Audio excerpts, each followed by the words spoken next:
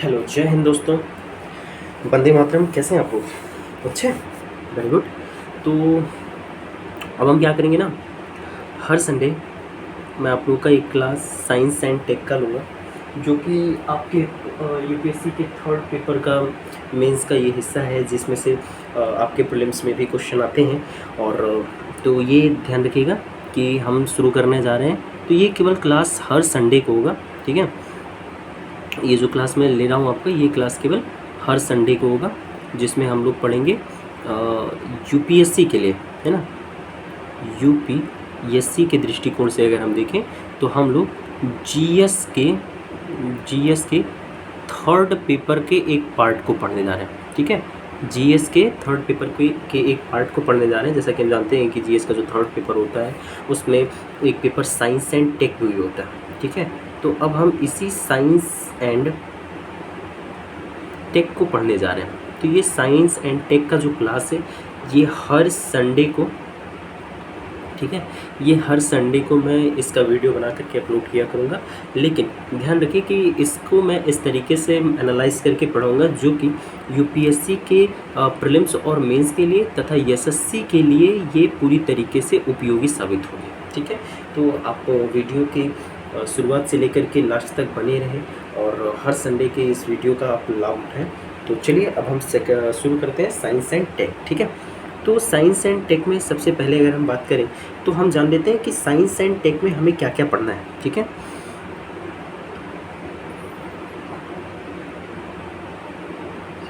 Science and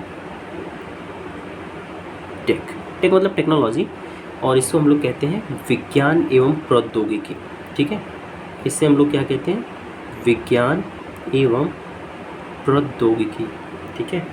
अच्छा, ये actual में ना, ये जो मेरे बैकग्राउंड में वॉइस आ रही होगी, ये मेरे पीजी में बहुत सारे कूलर चलते होंगे ना, चलते हैं, इस वजह से ये बहुत सारी आवाज़ आती है। तो उसको मैं चाह करके भी रोक नहीं पा रहा हूँ किसी भी चीज़ से, ठीक है। फिलहाल मैनेज करते हैं। तो ये है, ठीक है, विज्ञान एवं प्रौद्योगिकी, जिसे हम लोग साइंस एंड टेक के नाम से जानते हैं स्पेशली। और इसमें जो हमें टॉपिक पढ़ने हैं, उसमें सबसे पहला जो टॉपिक पढ़ना है साइंस एंड टेक में, ये हमें पढ़ना है जैव प्रौद्योगिकी। अच्छा, इंटरव्यू से यहाँ काफ़ी क्वेश्चन पूछे जाते हैं, ठीक है। यूपीएससी के इंटरव्यू में यहाँ से काफ़ी क्वेश्चन पूछे जाते हैं। तो सबसे पहले हम जैव प्रौद्योगिकी पढ़ेंगे, ठीक है। एंड जैव प्रौद्योगिकी पढ़ने के बाद सेकंड जो हम पढ़ेंगे वो है नैनो प्रौद्योगिकी। क्या पढ़ेंगे गाइस? नैनो प्रौद्योगिकी, ठीक है। थर्ड जो हम पढ़ेंगे ये रोबोटिक्स पढ़ेंगे। अपने रील्स में या फिर कई जगहों पे देखा होगा रोबोटिक्स, यहाँ से क्वेश्चन बहुत ज़्यादा पूछे जाते हैं ना। एंड सृष्टि मैम को तो आप लोग जानती होंगे, ठीक है।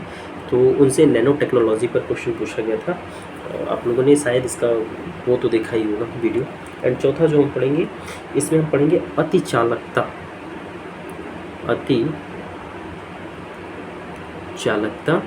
और लेज़र प्रौद्योगिकी, ठीक है, लेज़र प्रौद्योगिकी ये पढ़ेंगे हम लोग भैया।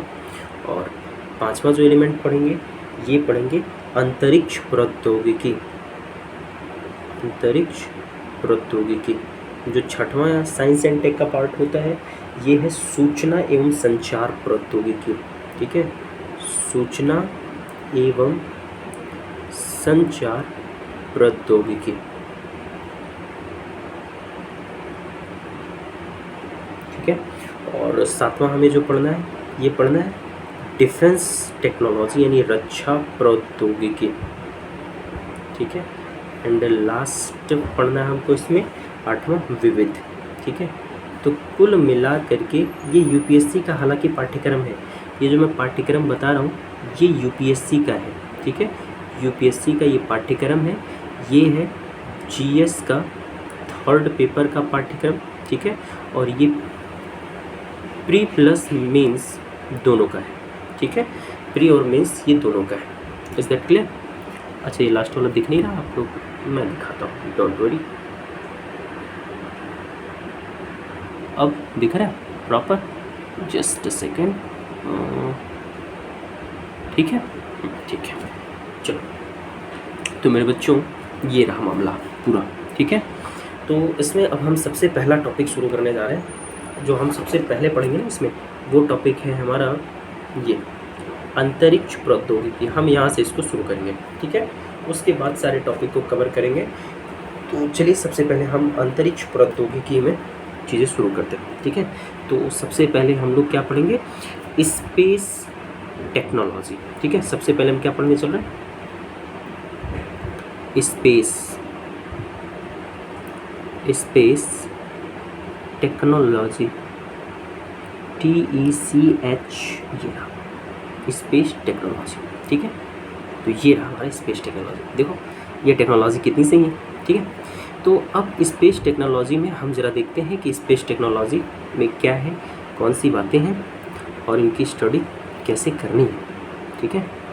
चलो तो हम बात करेंगे स्पेस टेक्नोलॉजी की, जिसे हम लोग हिंदी में कहते हैं अंतरिक्ष प्रौद्योगिकी, ठीक है। अंतरिक्ष प्रौद्योगिकी। अब देखिए अंतरिक्ष प्रौद्योगिकी, अब इसमें ना हमें जो सबसे पहला टॉपिक पढ़ना है वो इसरो के बारे में थोड़ा सा पढ़ना है। और इसरो के बारे में पढ़ते हुए थोड़ा सा इसरो पढ़ेंगे कि ISRO क्या है, और इसके साथ जो क्षेत्रीय संगठन है हम उन संगठनों के बारे में पढ़ेंगे। और उसके बाद हम जा कर के ऑर्बिट पढ़ेंगे। ऑर्बिट पढ़ने के बाद हम देखेंगे कि कितनी प्रकार के ऑर्बिट होते हैं और किन किन ऑर्बिट्स में कौन कौन से सैटेलाइट छोड़े जाते हैं, हर सैटेलाइट को कहाँ डिज़ाइन किया जाता है, कहाँ असेंबलिंग होती है, कैसे प्रक्षेपण किया जाता है, सारी चीज़ें हम यहाँ डिस्कस करेंगे, ठीक है। तो सबसे पहले हम लोग थोड़ा सा क्या बहुत अच्छी मात्रा में हम लोग बात करेंगे इसरो को लेकर के, ठीक है। इसको लेकर के बात करेंगे, इसरो को लेकर के। तो चलिए बातचीत कर लेते हैं, ठीक है। तो सबसे पहले हम क्या पढ़ेंगे, ISRO तथा क्षेत्रीय संगठन। सबसे पहले हम अपने अंतरिक्ष प्रौद्योगिकी में यही टॉपिक पढ़ेंगे, ठीक है। तो ISRO तथा क्षेत्रीय संगठन, अब इसका अर्थ है क्या, है ना। तो इसका थोड़ा सा हम पहले अर्थ जानेंगे कि इसका अर्थ क्या है। चलो देखो, तो इसके अर्थ को अगर हम लेकर के बात करें तो देखिए, इसरो हम जानते हैं कि हमारे भारत में अंतरिक्ष रिसर्च के लिए जो संस्था है वो उसे इसरो कहा जाता है, ठीक है। भारत की जो अपनी खुद की अंतरिक्ष रिसर्च के लिए जो संस्था है उस संस्था को हम लोग इसरो बोलते हैं। अब इसरो में केवल देखिए, जैसे बाई द वे इसरो का काम क्या है, जो सैटेलाइट्स होते हैं उनको प्रक्षेपित करना।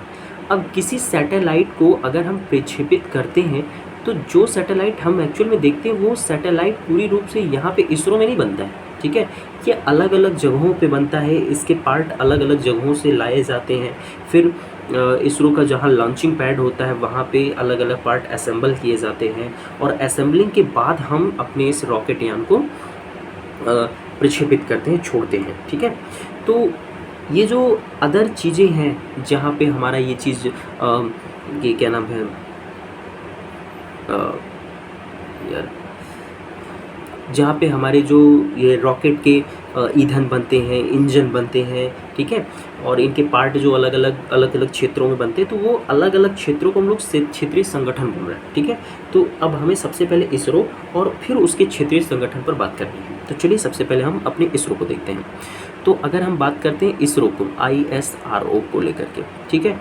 तो ISRO का जो फुल फॉर्म होता है, ये हम जानते हैं कि ISRO का फुल फॉर्म होता है मेरे बच्चे, Indian space research CARCH organisation,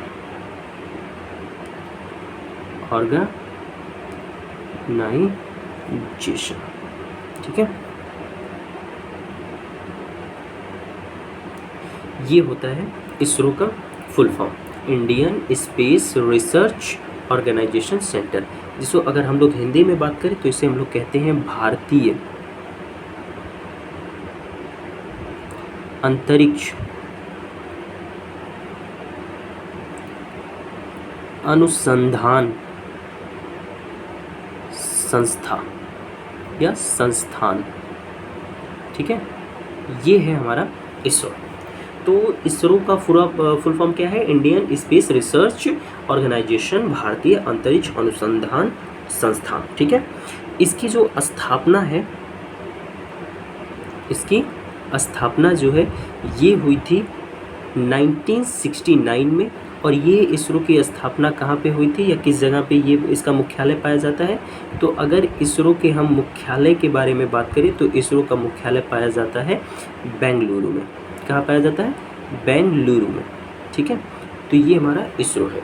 ISRO के बारे में इतनी बातें जाननी है हमें, और बाकी अभी जब इनके पार्ट के बारे में पढ़ेंगे तो लगभग सारी बातें हम समझ जाएंगे इसरो को लेकर के। तो इसरो का मतलब इंडियन स्पेस रिसर्च ऑर्गेनाइजेशन, भारतीय अंतरिक्ष अनुसंधान संस्था। इसकी स्थापना 169 में। कहाँ पे इसका मुख्यालय है? बेंगलुरु में, ठीक है। अब हम इसके संगठन को लेकर के बात करते हैं। अब हम इसके क्षेत्रीय संगठन को लेकर के बात करते हैं। तो चलिए देखिए, जो इसरो के क्षेत्रीय संगठन है उनमें से पहला जो संगठन है उसे हम लोग बोलते हैं SAC। उसे क्या बोलते हैं बच्चों? SAC। तो आइए देखते हैं SAC क्या है। SAC, ठीक है। जो इसरो का पहला क्षेत्रीय संगठन है उसे बोलते हैं SAC, और इसे हम लोग कहते हैं स्पेस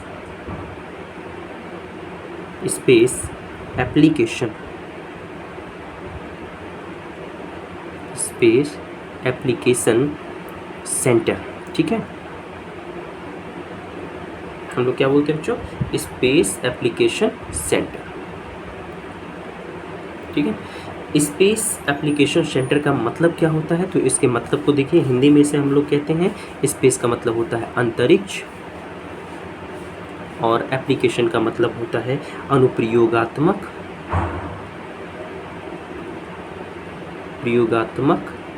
और सेंटर का मतलब होता है केंद्र, ठीक है।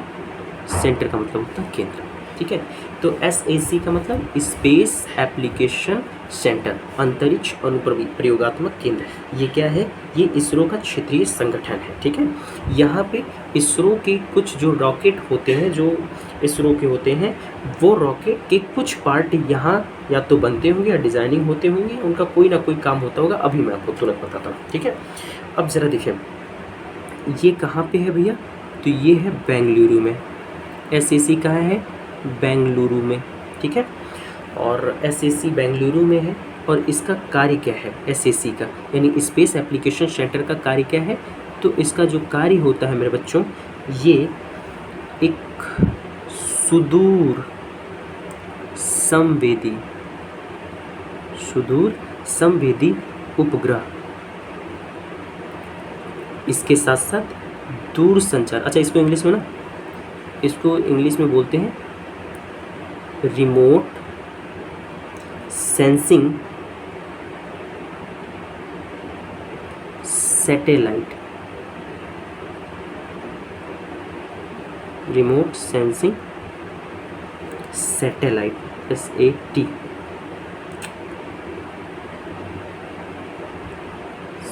सैटेलाइट, ठीक है। और अब याद रखिएगा कि सुदूर संवेदी उपग्रह, ठीक है, मतलब जिसे रिमोट के सहारे हम पृथ्वी के ऑर्बिट में भेज करके रिमोट की सहायता से कंट्रोल कर लेते हैं, उसे बोलते हैं सुदूर संवेदी उपग्रह, रिमोट सेंसिंग सैटेलाइट। इसे हम लोग शॉर्ट फॉर्म में RSS बोलते हैं, ठीक है। R मतलब रिमोट, S मतलब सेंसिंग, S मतलब सैटेलाइट। रिमोट मतलब सुदूर, सेंसिंग मतलब होता है संवेदी, सैटेलाइट का मतलब उपग्रह, ठीक है। इसका कार्य क्या है? तो सुदूर संवेदी उपग्रह और एक उपग्रह होता है। देखिए, अगर उपग्रह अभी हम आगे चल करके पढ़ेंगे ही, लेकिन उपग्रह के 3 प्रकार होते हैं। एक होता है सुदूर संवेदी उपग्रह, और दूसरा होता है दूर संचार उपग्रह, और तीसरा होता है नौवहन स्थिति निर्धारण उपग्रह, ठीक है। तो ये 3 प्रकार के उपग्रह होते हैं, आगे चल करके हम बात करेंगे। तो अभी आपके दिमाग में बस इतना रहना चाहिए कि ये सुदूर संवेदी उपग्रह एक उपग्रह का प्रकार है, टाइप है, और ये दूसरा प्रकार है दूर संचार उपग्रह, ठीक है। ये भी एक प्रकार है। दूर संचार उपग्रह को हम लोग क्या बोलते हैं? कम्युनिकेशन सैटेलाइट, ठीक है। इसे क्या बोलते हैं? कम्युनिकेशन सैटेलाइट, दूर संचार उपग्रह, ठीक है। क्लियर? अब यहाँ जरा आप समझिए कि इसका जो सैक का मुख्य कार्य है, यानी स्पेस एप्लीकेशन सेंटर का जो मेन काम है, वो काम आखिर है क्या? तो ये जो आप देख रहे हैं ना, सुदूर संवेदी उपग्रह और ये दूर संचार उपग्रह, इन उपग्रहों का जो डिज़ाइनिंग होता है, इन उपग्रहों की जो डिज़ाइनिंग होती है, डिज़ाइनिंग और इनका जो निर्माण होता है, वो इसी बेंगलुरु में SAC के अंतर्गत होता है, यानी अंतरिक्ष अनुप्रयोगात्मक सेंटर के अंदर होता है। ठीक है, तो SAC के मतलब समझ में आ गया हमको? ठीक है, डिज़ाइनिंग तथा निर्माण, क्लियर हो गया कॉन्सेप्ट? ठीक है, तो SAC क्या है? इसरो का एक क्षेत्रीय संगठन है। इसका फुल फॉर्म होता है स्पेस एप्लीकेशन सेंटर, अंतरिक्ष अनुप्रयोगात्मक केंद्र। ये कहाँ स्थित है? बेंगलुरु में स्थित है। इसका कार्य क्या है? रिमोट सेंसिंग सैटेलाइट और कम्युनिकेशन सैटेलाइट, यानी दूर संचार उपग्रह और सुदूर संवेदी उपग्रह की डिजाइनिंग और निर्माण किया जाता है यहाँ पे। क्लियर? ठीक है, चलो आगे देखते हैं हम। उसके बाद दूसरा BSSC, ठीक है, BSSC ये हमारा दूसरा इसरो का क्षेत्रीय संगठन है और इसका फुल फॉर्म होता है विक्रम साराभाई। ठीक है, अच्छा, विक्रम हमारे एक सर जी का नाम है, हमारे साथ हमारे हमसफ़र हैं। तो विक्रम साराभाई सैटेलाइट, ठीक है, सैटेलाइट, विक्रम साराभाई सैटेलाइट। ठीक है, तो ये आप समझ पा रहे हैं? ठीक है, विक्रम साराभाई सैटेलाइट सेंटर, सी का मतलब सेंटर। तो गाइज अभी ना रात को 12:30 बज गए और मैं वीडियो रिकॉर्डिंग कर रहा हूँ। तो ये है विक्रम साराभाई सैटेलाइट सेंटर। ठीक है, VSSC। आपको पता होगा कि विक्रम साराभाई अंतरिक्ष जगत के बहुत बड़े नाम हैं, तो उन्हीं के नाम पर ये इस सेंटर का नाम रख दिया गया है, VSSC, विक्रम साराभाई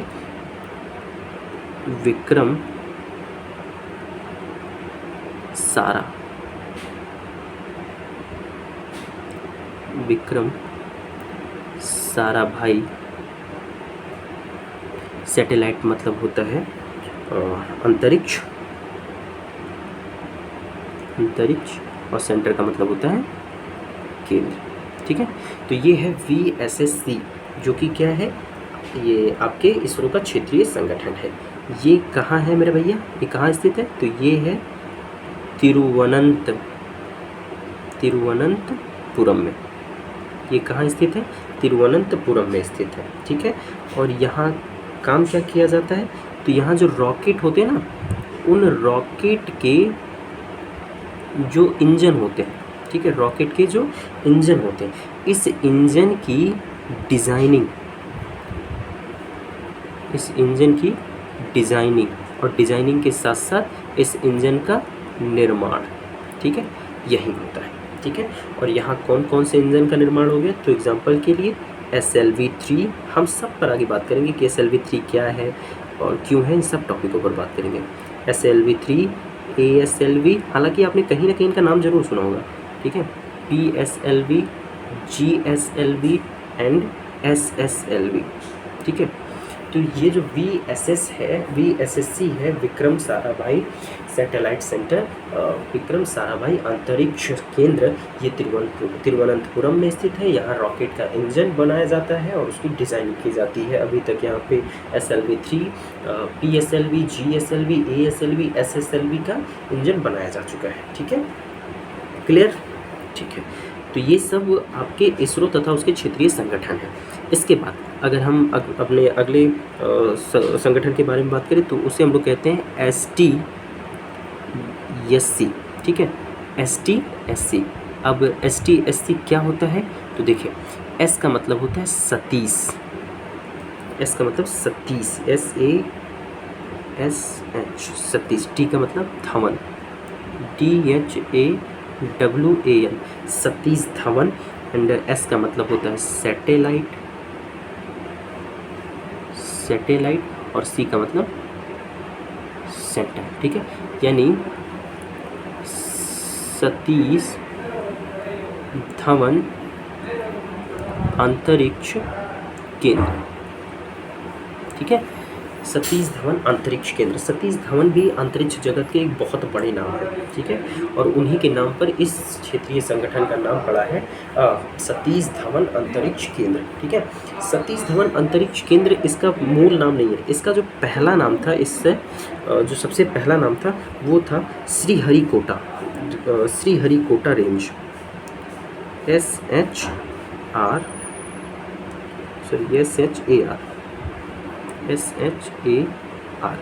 ठीक है। पहले इसका नाम क्या था, SHAR, लेकिन सन 2002 में इसका नाम बदल करके कर दिया गया STSC, ठीक है। इसका पहले नाम क्या था, श्री, HA का मतलब हरि, कोटा रेंज, ठीक है। इसका पहले नाम क्या था, श्रीहरिकोटा रेंज। श्रीहरिकोटा एक्चुअल में एक जगह है, ठीक है, और उसी जगह के नाम पर पहले इसका नाम था, इस क्षेत्रीय संगठन का नाम था श्रीहरिकोटा रेंज, ठीक है। लेकिन 2002 में इसका नाम चेंज करके कर दिया गया सतीश धवन अंतरिक्ष केंद्र, यानी सतीश धवन सैटेलाइट सेंटर, ठीक है। अब यहाँ ज़रा देखिए यहाँ क्या होता है, यहाँ पे ठोस ईंधन बनाया जाता है, ठोस ईंधन बनाया जाता है, ठीक है। या इसे हम लोग प्रलोदक भी कहते हैं, इसे हम लोग प्रलोदक भी कहते हैं, ठीक है। तो ठोस ईंधन या प्रलोदक का यहाँ क्या होता है मेरे बच्चों, निर्माण होता है। अभी हम नहीं समझ पा रहे होंगे सर ठोस ईंधन क्या होता है। देखिए जो रॉकेट होते हैं ना, जो अंतरिक्ष यान होते हैं, अंतरिक्ष यान में अलग अलग प्रकार के ईंधन प्रयोग किए जाते हैं। जैसे उसमें द्रव ईंधन प्रयोग किया जाता है, ठोस ईंधन प्रयोग किया जाता है, एक होता है क्रायोजेनिक ईंधन प्रयोग किया जाता है। तो ये अलग अलग ईंधन उसमें होते हैं, ठीक है। तो यहाँ पे मेरे बच्चों ये जो ठोस ईंधन होता है या जो प्रलोदक इसी को कहते हैं, इसका निर्माण कहाँ किया जाता है। पहला नाम 2002 से पहले इसका नाम था श्रीहरिकोटा रेंज, लेकिन 2002 के बाद इसका नाम चेंज करके कर दिया गया सतीश धवन सैटेलाइट सेंटर, ठीक है। तो ये हो गया। देखिए ये जो श्रीहरिकोटा रेंज है ना, यहाँ पे आप लोग देखेंगे तो इसका जो यहाँ पे 2 लॉन्चिंग पैड हैं, और यहाँ 2 लॉन्चिंग पैड से यहाँ पे PSLV एंड GSLV की लॉन्चिंग की जाती है। एंड ये जो लॉन्चिंग पैड है ये जानबूझ करके, अच्छा ये जो श्रीहरिकोटा है, श्रीहरिकोटा ये आंध्र प्रदेश में है, और ये जितने भी लॉन्चिंग पैड हैं ये जानबूझ करके, अगर हम इंडिया को देखें तो इंडिया का जो मैपिंग है ये ऐसा है। ये जितने भी लॉन्चिंग पैड हैं, हम लॉन्चिंग पैड को देखते हैं कि वो किसी समुद्र के किनारे ही किया जाता है, ठीक है। और समुद्र के किनारे लॉन्चिंग पैड को रखने का रीज़न ये है कि अगर हम अपने रॉकेट को लॉन्च कर रहे हैं तो ये पूरी तरीके से कंफर्मेशन नहीं होती है कि हमारा जो लॉन्चिंग है ये 100% सक्सेसफुल ही रहेगा। तो अगर बाई द वे ये जैसे इंडिया के अगर हम 20 जगहों में कहीं पे किसी भीड़ भाड़ इलाके में जिसकी जगहों पे साइड में समुद्र ना हो, और हम अगर वहाँ से अपने रॉकेट को लॉन्च करेंगे तो ऐसी स्थिति में अगर रॉकेट में कोई भी दुर्घटना होती है तो उसके रेंज में लोग प्रभावित होंगे, तो यहाँ पे जो त्रासदी होगी वो नुकसानदायक हो जाएगी। लेकिन अगर समुद्र में गिरेगा तो समुद्र से ज़्यादा जान माल की नुकसान नहीं हो सकती। इस वजह से ये जो श्रीहरिकोटा हम देख रहे हैं, ये लॉन्चिंग पैड कोई भी हो, चाहे ये श्रीहरिकोटा है या फिर केरल में है, तिरुवनंतपुरम में है, ये सब रेंज अधिकतर कर समुद्र के किनारे रखे जाते हैं। और यही वजह है कि कभी भी लॉन्चिंग जब फेल होती है तो उससे जो रॉकेट डिस्ट्रॉय होता है वो जाकर के पानी के एरिया में गिर जाता है और दिक्कत नहीं होती है, ठीक है। तो ये जो आपने देखा अभी, इससे पहले SDSC, तो SDSC का ये काम था जिसमें हम लोग देखते हैं ठोस ईंधन या इसी को कहते हैं प्रलोदक, इसका निर्माण यहाँ किया जाता है। और इसका जो पुराना नाम था ये था श्रीहरिकोटा रेंज, और श्रीहरिकोटा रेंज में 2 लॉन्चिंग पैड हैं, ठीक है। और ये श्रीहरिकोटा कहाँ पाया जाता है, आंध्र प्रदेश में पाया जाता है, ठीक है। अच्छा, रॉकेट को लॉन्च करने के लिए एक और विशेष बात का ध्यान रखा जाता है, ठीक है। अगर हम रॉकेट लॉन्च कर रहे हैं ना तो एक और विशेष बात का यहाँ पे ध्यान रखा जाता है कि रॉकेट जब भी लॉन्च किया जाएगा तो वो हमेशा पूर्व दिशा की ओर लॉन्च किया जाएगा। किधर लॉन्च किया जाएगा? पूर्व दिशा की ओर, ठीक है। कभी भी रॉकेट को पश्चिम दिशा की ओर लॉन्च नहीं किया जा सकता है, क्योंकि अगर हम रॉकेट को पश्चिम दिशा की तरफ लॉन्च कर देंगे तो हमें ये अच्छी तरीके से पता है कि हमारी जो पृथ्वी है ये वेस्ट से ईस्ट की तरफ घूर्णन करती है, ठीक है। अपने अक्ष पर हमारी पृथ्वी वेस्ट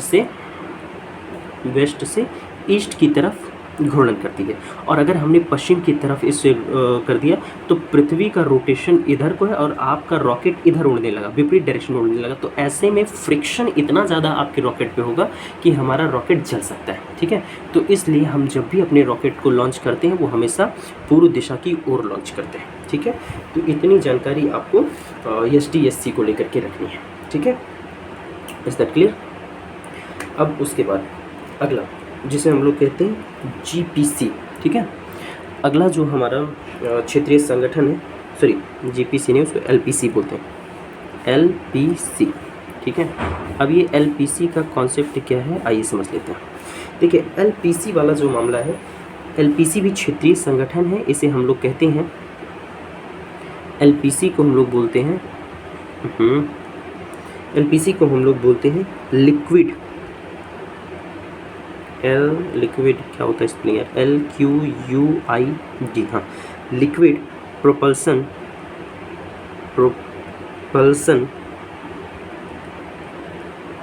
सेंटर, ठीक है। लिक्विड प्रोपल्सन सेंटर, देखिए इसको हम लोग बोलते हैं द्रव नोदन केंद्र, इसको हिंदी में क्या बोलते हैं? द्रव नोदन केंद्र, ठीक है। अब द्रव नोदन केंद्र ये कहाँ है भैया? ठीक है, LPC का मतलब लिक्विड प्रोपल्सन सेंटर, द्रव नोदन केंद्र, ये है बलिया, ये है बलिया माल, और ये बलिया माल कहाँ होता है? तिरुवनंतपुरम में, ठीक है। ये तिरुवनंतपुरम में LPC का सेंटर उपस्थित है, यानी द्रव नोदन केंद्र कहाँ है? बलिया माल में है, तिरुवनंतपुरम में है, ठीक है। और यहाँ क्या किया जाता है? यहाँ पे द्रव ईंधन का निर्माण किया जाता है, यहाँ पे द्रव ईंधन का निर्माण किया जाता है। तो ये देख रहे हो ना। अच्छा, ये सारी चीज़ें जैसे सुदूर संवेदी उपग्रह की जो डिज़ाइनिंग हो गई, या इसका इंजन जो हो गया, और जो ठोस ईंधन हो गया, ये द्रव ईंधन हो गया, ये हम देख रहे हैं कि अलग अलग जगहों पे ये बनाए जा रहे हैं, और इनको किसी एक प्रक्षेपण स्थल पे जहाँ इनका लॉन्चिंग पैड होता है वहाँ लाया जाता है, वहाँ असेंबलिंग किया जाती है, और उसके बाद आपस में कनेक्ट करके इनको लॉन्च किया जाता है, ठीक है। तो अगर आप यहाँ देखें तो आपके दिमाग में एक क्वेश्चन जरूर आता होगा कि सर हम इन सभी लोगों को एक ही जगह क्यों नहीं बनाते हैं? उसके लिए दिक्कत है ना कि अगर हम सभी इंपॉर्टेंट पार्ट को किसी एक ही जगह बनाएंगे और बाय द वे कोई दुर्घटना घट गई तो एक ही साथ में बहुत नुकसान हो जाएगा।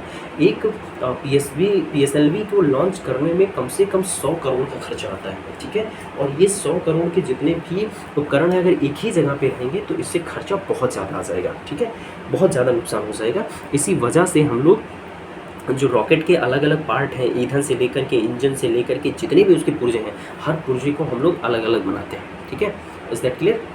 तो अब ज़रा देखते हैं अगला हमारा, तो ये LPC हो गया, ठीक है। उसके बाद अगला जो केंद्र है इसे हम लोग बोलते हैं ISRO, इसरो नोदन केंद्र। क्या बोलते हैं? इसरो नोदन केंद्र। अब इसरो नोदन केंद्र ये कहाँ है भैया? तो ये है महेंद्रगिरी में, ये है महेंद्रगिरी में, ठीक है। और महेंद्रगिरी कहाँ पे है? तमिलनाडु में, तमिलनाडु, ठीक है। महेंद्रगिरी कहाँ है? तमिलनाडु में, ठीक है। और यहाँ इसरो नोदन केंद्र में क्या किया जाता है? यहाँ भारत का अपना क्रायोजेनिक इंजन, भारत का अपना क्रायोजेनिक इंजन, ठीक है, यहीं बनाया गया था, ठीक है। और यहाँ दो प्रकार के क्रायोजेनिक इंजन बने थे। पहले प्रकार के क्रायोजेनिक इंजन को हम लोग बोलते हैं CE 7.5। आप बिल्कुल तनाव ना लें कि क्रायोजेनिक इंजन क्या होता है। जैसे ही हम टॉपिक शुरू करेंगे इन सब मुद्दों पर वहाँ बात कर लेंगे, लेकिन अभी केवल हम उनके जो इसरो में क्षेत्रीय संगठन है अभी हम केवल उन्हें जान रहे हैं। आप बिल्कुल तनाव ना लें कि ये CE 7.5 क्या आ गया, क्रायोजेनिक इंजन क्या आ गया, ये नोदन क्या हो गया, ठोस ईंधन क्या हो गया, बिल्कुल तनाव नहीं लीजिए। जैसे ही एक रॉकेट आएगा आप रॉकेट को जैसे देखेंगे सारा कॉन्सेप्ट क्लियर हो जाएगा, ठीक है। और दूसरा क्रायोजेनिक जो इंजन है ये है CE 20, ठीक है। ये जो क्रायोजेनिक इंजन 7.5 है इसका प्रयोग किया जाता है GSLV MK सेकेंड में, ठीक है। एंड जो ये दूसरा क्रायोजेनिक इंजन है इसका प्रयोग किया जाता है GSLV MK थर्ड में, ठीक है। कहाँ प्रयोग किया जाता है? MK थर्ड में, ठीक है। अभी GSLV MK थर्ड क्या है, GSLV MK सेकंड क्या है, सब टॉपिकों पर बात करेंगे। अभी हमें केवल जानना है कि इसरो नोदन केंद्र में होता क्या है, ये कहाँ पे है। तो इसरो नोदन केंद्र में क्रायोजेनिक इंजन का विकास होता है, ठीक है। और यहीं पे हमारे भारत का स्वदेशी क्रायोजेनिक इंजन बनाया गया था, ठीक है। कहाँ पे है? महेंद्रगिरी में है, तमिलनाडु महेंद्रगिरी में होता है, ठीक है। और यहाँ पे अभी एक और प्रोजेक्ट चल रहा है जो कि अभी कॉन्सेप्ट है, ठीक है। अभी मतलब वो चल ही रहा है। तो यहीं पर अर्ध क्रायोजेनिक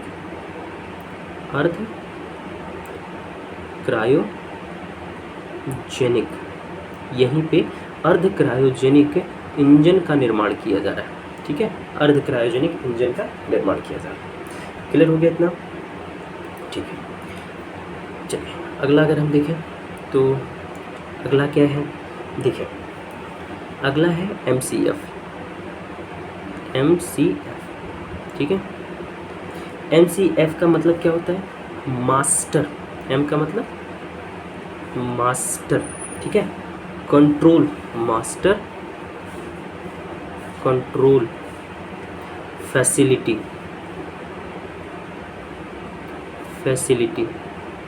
कंट्रोल फैसिलिटी, ठीक है।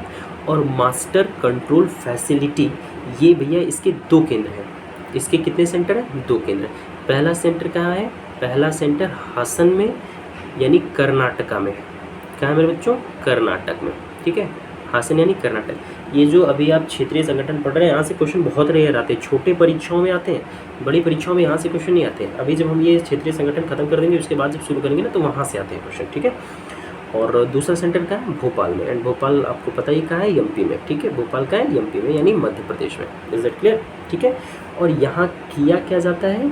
तो यहाँ किया जाता है जो दूर संचार है ना, जो दूर संचार उपग्रह है, ठीक है। अभी हम हर एक उपग्रह पर बात करेंगे, तनाव में मत आइए, ठीक है। इसकी निगरानी की जाती है। क्या की जाती है? निगरानी किया जाता है और इसका नियंत्रण किया जाता है। अरे बबुआ आप कोनो रॉकेटवा छोड़ देंगे तो रॉकेटवा कहाँ जा रहा है, उसको हमको कितनी वेलोसिटी पे रखना है, उससे हमको डाटा कैसे लेना है, इस सब का नियंत्रण करना पड़ेगा ना, निगरानी करनी पड़ेगी। तो मेरे बच्चे MCF यानी मास्टर कंट्रोल फैसिलिटी के द्वारा हम दूर संचार का जो उपग्रह होता है उसकी निगरानी और नियंत्रण करते हैं। क्लियर? ठीक है। तो ये हो गए आपके इम्पोर्टेंट जितने भी थे, ये हो गया आपका। अच्छा एक और भी थोड़ा सा फैक्ट अब थोड़ा सा जान लेते हैं, उसके बाद से हम सीधा अपने मूल टॉपिक पर आ जाते हैं। अब फैक्ट में देखिए, महत्वपूर्ण फैक्ट है, ठीक है। तो तमिलनाडु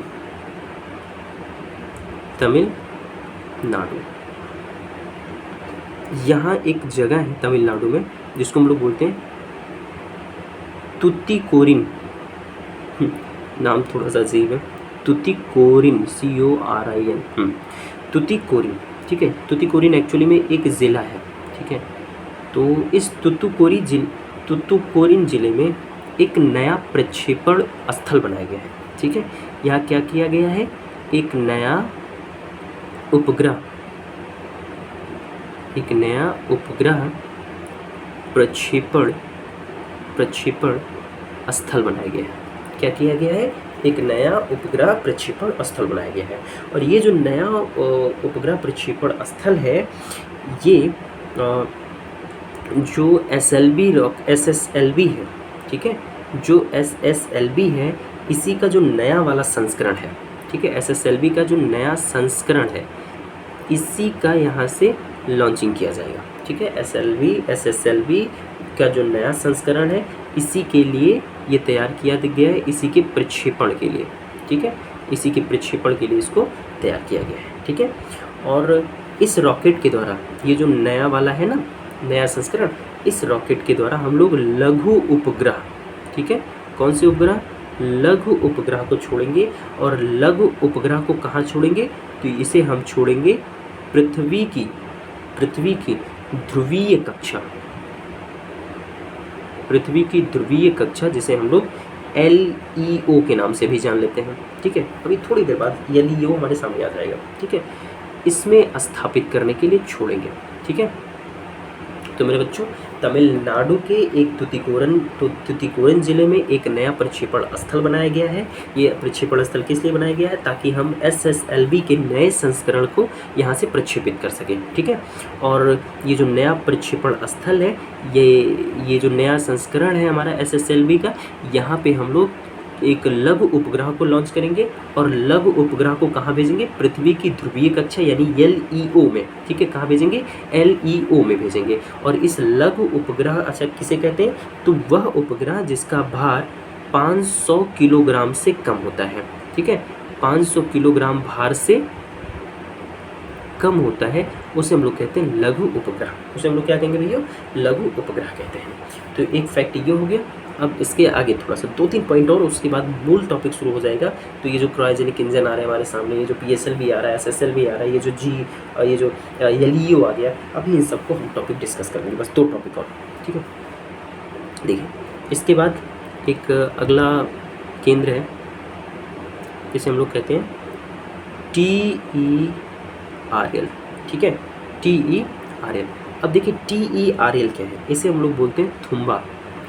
थुम्बा भी एक लॉन्चिंग पैड है, ठीक है, Thumba, THUMBA, Thumba equatorial rocket launcher, ठीक है। देखो, थुम्बा एक जगह का नाम है बेसिकली, ठीक है, थुम्बा एक जगह का नाम है जो कि केरल में है, और इक्वेटोरियल रॉकेट लॉन्चर, ठीक है। अब इसको ध्यान से समझते हैं। देखो, ये कहाँ, ये लॉन्चर कहाँ पे है, तो ये केरल में है। केरल की किस जगह पे है, थुम्बा नामक जगह पे है, ठीक है। और इसकी स्थापना कब हुई, तो मेरे बच्चों इसकी स्थापना की गई थी 1963 में। इसकी स्थापना कब की गई, 1963 में, ठीक है। और यही वो जगह है जहाँ से हम लोगों ने प्रथम रॉकेट अपना, ठीक है, प्रथम रॉकेट को लॉन्च किया था, ठीक है।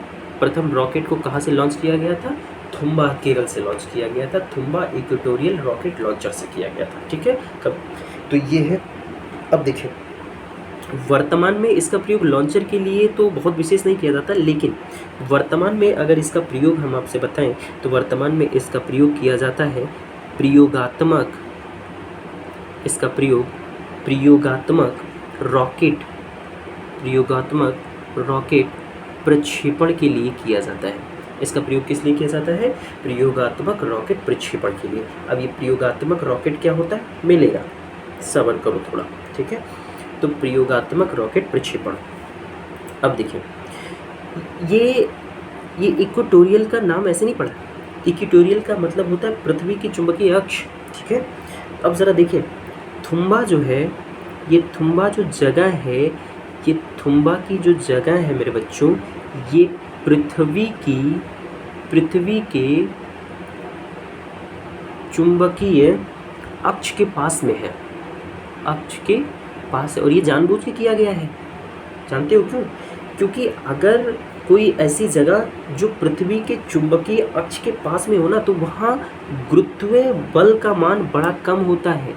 और अगर वहाँ पे गुरुत्वीय बल का मान कम है तो इसका मतलब रॉकेट को ऊपर उठने में कोई नीचे से बल बहुत तगड़ी तरीके से नहीं खींच पाएगा, ठीक है। तो इस वजह से इसको हम लोग थुम्बा में बनाए थे, ठीक है, क्योंकि जो थुम्बा जगह है ये पृथ्वी के चुंबकीय अक्ष के पास में है, वहाँ गुरुत्वीय बल काफ़ी कम है।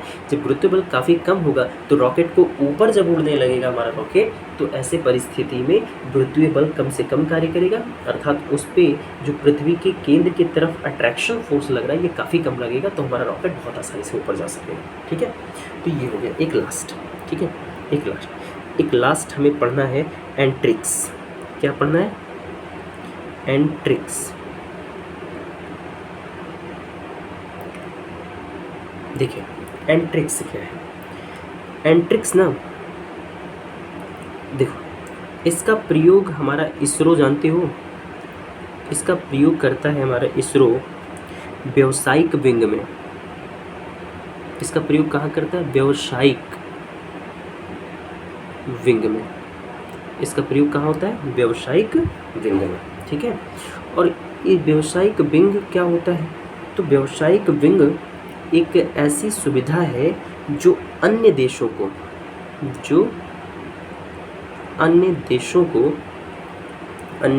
को अंतरिक्ष सेवा देता है।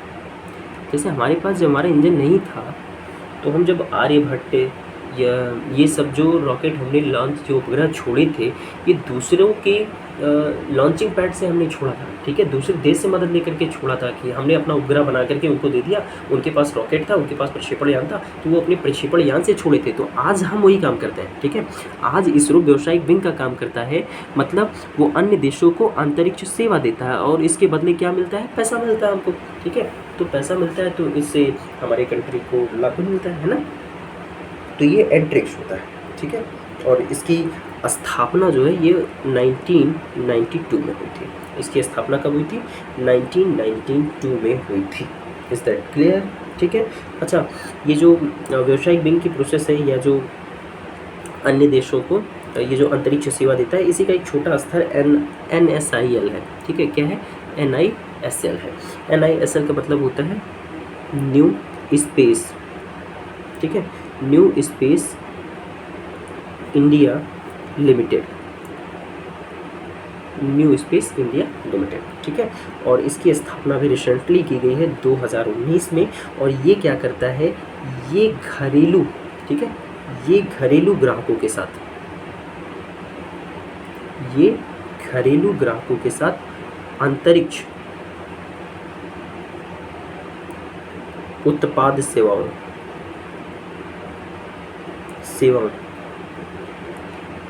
के व्यवसायीकरण को सुनिश्चित करता है, ठीक है। तो ये हमारे क्षेत्रीय संगठन थे, क्लियर हो गया। अब इसके बाद से हम अपने कॉन्सेप्ट पर आना शुरू करते हैं। इतनी चीज़ों को थोड़ा सा हमें जानना थोड़ा ज़रूरी था, तो हम जान चुके हैं। इसके बाद अब हम बात करते हैं अपने मुख्य इम्पॉर्टेंट टॉपिक पर। तो चलिए देखते हैं मुख्य इम्पॉर्टेंट टॉपिक क्या है। तो इसमें मेरे बच्चों सबसे पहले जो बात करना है वो करना है ऑर्बिट को लेकर के, ठीक है। सबसे पहली बात हमको किसको लेकर करनी है? ऑर्बिट को लेकर के। तो चलिए देखते हैं। सबसे पहले ऑर्बिट, ऑर्बिट यानी कक्षा, ऑर्बिट यानी कक्षा। तो चलो बात करते हैं ऑर्बिट यानी कक्षा के बारे में, ठीक है। क्या मसला है? तो देखो पहले जान लेते हैं कि ऑर्बिट यानी कक्षा क्या होती है, ठीक है। तो एक ऐसा वृत्ताकार या हम कह सकते हैं अतिवृत्ताकार, ठीक है। अतिवृत्ताकार मतलब अंडाकार। तो एक ऐसा वृत्ताकार या अतिवृत्ताकार पथ जिसमें एक पिंड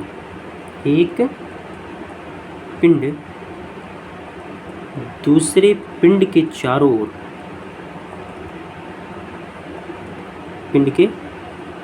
ओर चक्कर लगाता है, या कह सकते हैं परिक्रमा करता है, ठीक है। चक्कर लगाता है, ऑर्बिट कहलाता है, ठीक है। यानी ऑर्बिट का मतलब क्या? जैसे सपोज दैट कि हमारे पास ये एक ऑब्जेक्ट है और ये दूसरा ऑब्जेक्ट है, ठीक है। अब ऐसी परिस्थिति में अगर ये पिंड इसके चारों ओर, चाहे ऐसे अंडाकार मामले में और चाहे ऐसे वृत्ताकार, ऐसे दोनों में से किसी भी पथ पर, चाहे इस वाले पथ पर चाहे इस वाले पथ पर, किसी भी पथ पर अगर ये कंटिन्यू ऐसे चक्कर लगा रहा है तो इस पथ को हम लोग कहते हैं कक्षा। इस पथ को हम लोग क्या कहते हैं? कक्षा कहते हैं, ऑर्बिट कहते हैं। ठीक है, क्या कहते हैं मेरे बच्चों? ऑर्बिट कहते हैं। क्लियर हो गया ऑर्बिट किसे कहते हैं? ठीक है, और अब ज़रा देखिए, मैंने अभी आपको बताया दो प्रकार के ऑर्बिट। एक बताया मैंने वृत्ताकार कक्षा, ठीक है, ये तो उसके आकार की वजह से है, ठीक है, वृत्ताकार कक्षा। और दूसरा है अतिवृत्ताकार कक्षा, अतिवृत्ताकार कक्षा, ठीक है, या अति दीर्घ वृत्ताकार कक्षा तो ज़्यादा सुटेबल रहेगा, अति दीर्घ वृत्ताकार कक्षा, अति दीर्घ वृत्ताकार कक्षा। अब थोड़ा सा देखिए, वृत्ताकार जो कक्षा होता है ना, देखिए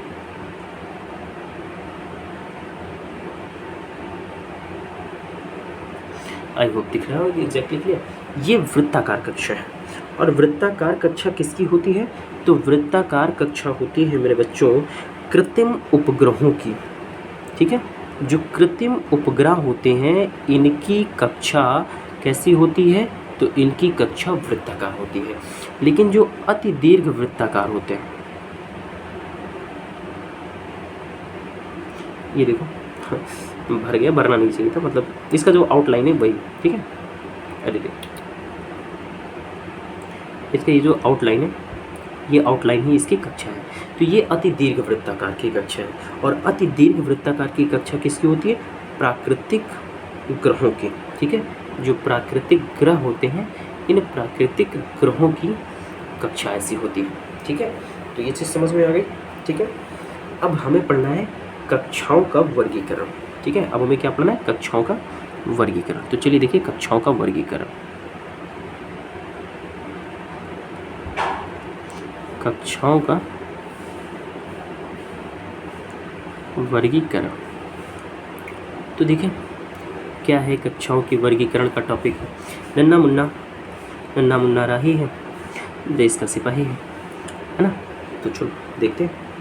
तो मेरे बच्चों दो बेसिस पर हम लोग इसका वर्गीकरण करेंगे। इसका जो पहला बेसिस होगा ना, और इसका जो दूसरा बेसिस होगा, हम दो बेसिस पर इसके वर्गीकरण को देखेंगे। अगर पहले बेसिस पे इसके वर्गीकरण को देखें तो हम बात करेंगे कि केंद्रीयता के आधार पर। किसके आधार पे? केंद्रीयता के आधार पर, केंद्रीयता के आधार पर, ठीक है। कि मतलब कि एक पिंड अगर दूसरे पिंड के चारों ओर चक्कर लगा रहा है तो ऐसे परिस्थिति में हम जब वहाँ देखेंगे तो हम ये देखेंगे कि मतलब केंद्र में कौन है, ठीक है, केंद्र में कौन है। तो अगर केंद्र में कौन है इस चीज़ को हम लेकर के देखें तो हमें दिखाई पड़ेगा कि दो प्रकार की कक्षाएं होती हैं। कितने प्रकार की कक्षाएं होती हैं? दो प्रकार की, ठीक है।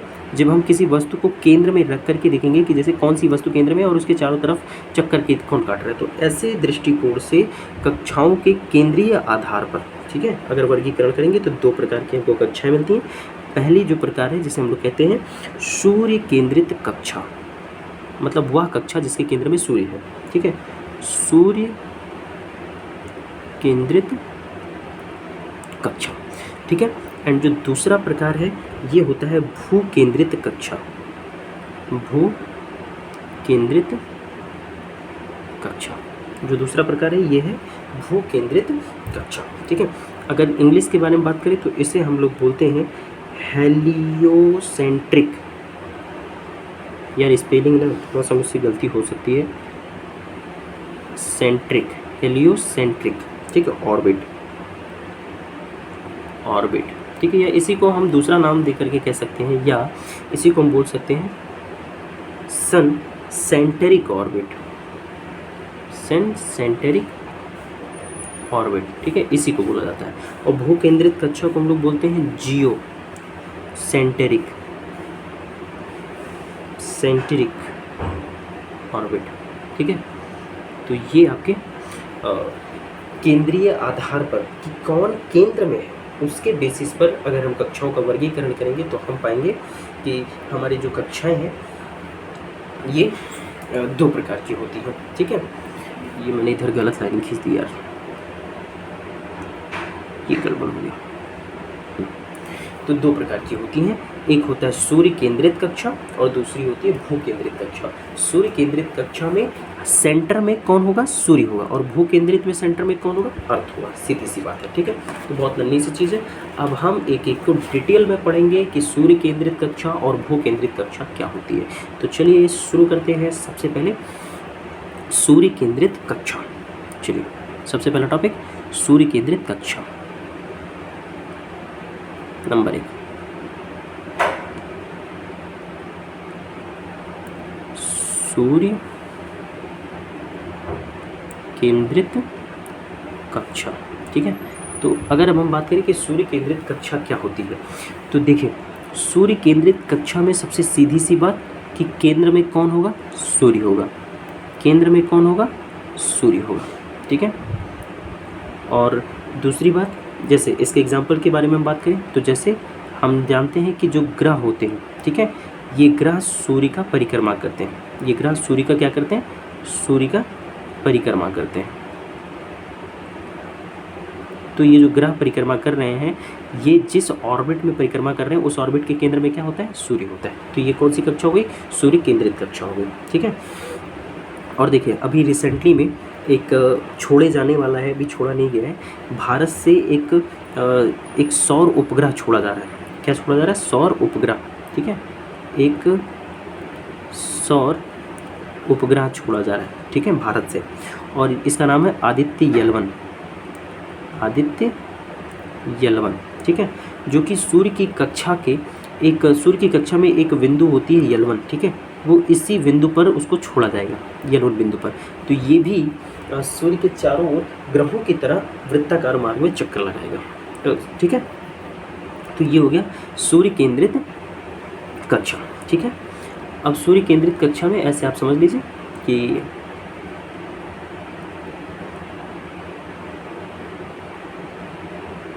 ये आपका सूर्य हो गया, और तो गड़बड़ हो गया जी, ये तो और ही गड़बड़ हो गया, बहुत ही गड़बड़।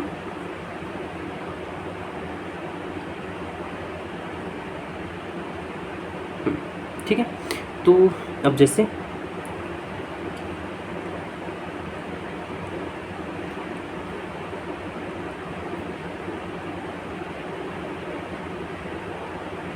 वो हमारी पृथ्वी हुई। अब ये पृथ्वी सूर्य के चारों ओर ऐसे चक्कर काट रही है ना, ठीक है। और ये जो कक्षा आप देख रहे हैं, ठीक है, ये जो कक्षा आप देख रहे हैं, इस कक्षा के केंद्र में कौन है? सन है। तो ये कहलाएगा सूर्य केंद्रित कक्षा। तो सूर्य केंद्रित कक्षा में बस इतनी बातें याद रखनी है। जो महाभयंकर चीज़ है वो है भू केंद्रित कक्षा, ठीक है। तो आइए अब हम बात करते हैं भू केंद्रित कक्षा को लेकर के। जबरदस्त टॉपिक है भैया।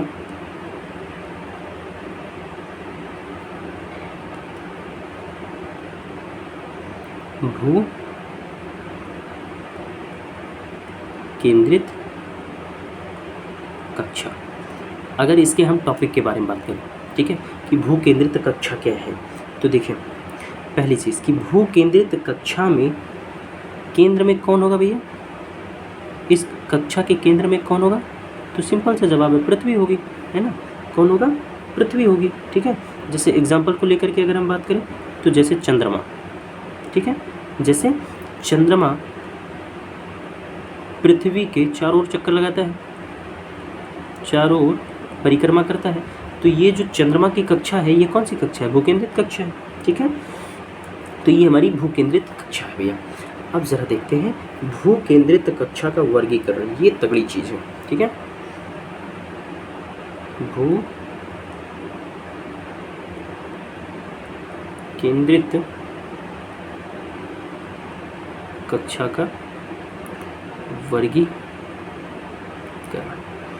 तो गाइस अभी आप टाइम देख रहे होंगे, ये बज गया है रात को 1, है ना, 1:12 हो गया। तो चलिए बाकी अब हम कर पढ़ते हैं, क्योंकि सुबह मेरा क्लास भी है, ठीक है। ओके गाइस, बाय बाय, मिलते हैं अगली वीडियो में। तो और आप लोग इसको पढ़ते रहिएगा, एंड कोई टॉपिक नहीं समझ आएगा तो प्लीज़ कमेंट करके मुझसे ज़रूर पूछिएगा, एंड अपने दोस्तों के साथ ज़रूर साझा करिएगा इस वीडियो को। जय हिंद।